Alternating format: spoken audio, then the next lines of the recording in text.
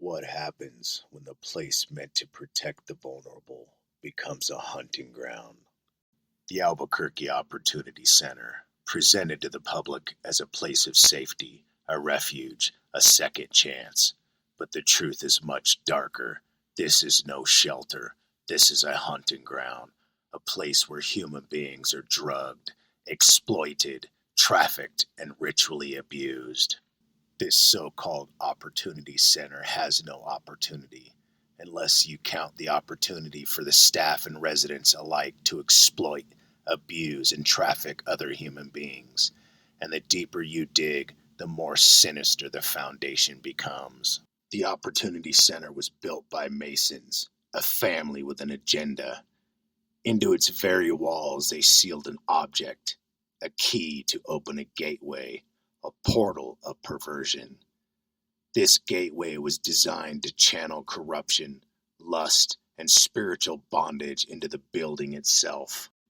I tried to close it several times, but the constant poisoning of my food and water, the exhaustion from lack of sleep, and the sex magic rituals performed inside, all of it kept the portal reopening again and again.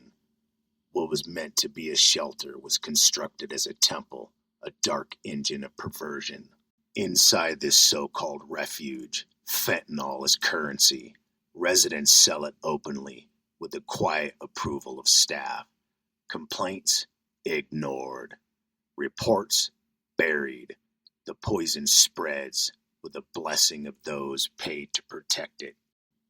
I was told 3 times that I was on the list for the Job Connect program. 4 months later, no job, no outreach, no opportunity, just lies stacked upon lies. The corruption goes deeper than drugs. Staff sleep with residents. One of the female staff inside, a sweet, godly woman, was exploited by multiple men. The ringleader, a narcissist possessed by unclean spirits, partnering with a karmic ex who had been attempting to control and pervert me since the day we met. He used sex magic, dark rituals, and manipulation to ensnare her and to project confusion onto me, making it seem as if she was my twin flame. It was all a part of a humiliation ritual. Their plan?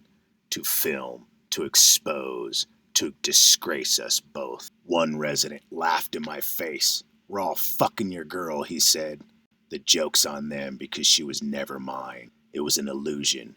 She was a sweet soul that I was called to love and to assist in healing. And because of her patterns of abuse, she chose to bind herself to a man serving darker forces. I don't condemn her. I pitied and prayed for her.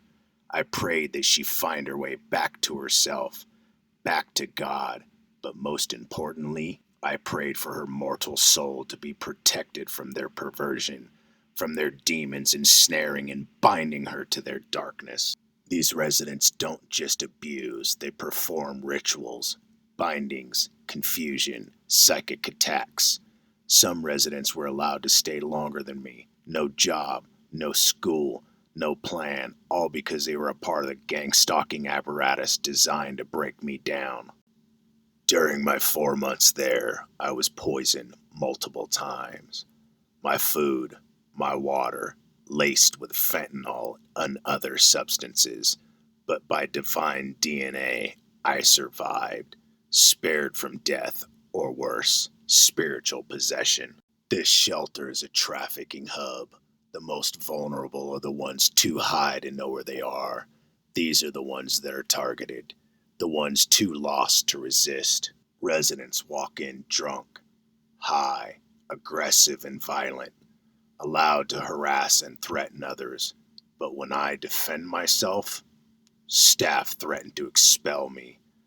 One man even brought a gun inside to intimidate me. He was expelled, but police were never called. Another resident, a hired assassin, had a gun hidden under his bed the entire time he lived there. The intimidation is constant. The harassment is deliberate. Gang stalking thrives inside these walls, targeting those who refuse to bow to the corruption. AOC staff steal from residents. They rifled through my belongings, looking for excuses to kick me out. They wanted me back on the streets, where I'd be an easier target, easier to silence.